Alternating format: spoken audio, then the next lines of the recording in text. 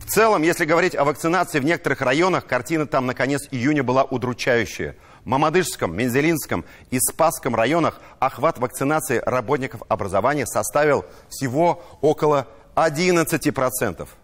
В Тукаевском, Елабужском, Бугульминском районах охват вакцинации медицинских работников составлял всего 33%. Это просто в голову не лезет.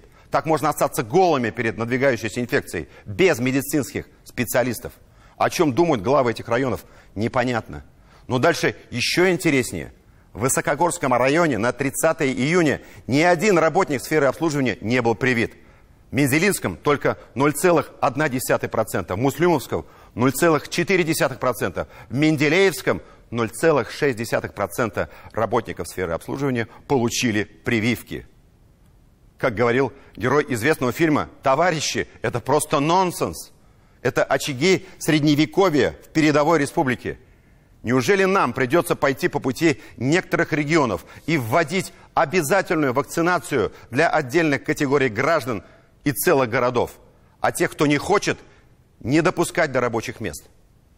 Надеюсь, до этого не дойдет, и разум у педагогов, медиков и работников сферы обслуживания в этих районах возобладает. Повторюсь, на этой неделе уже заметны положительные тенденции.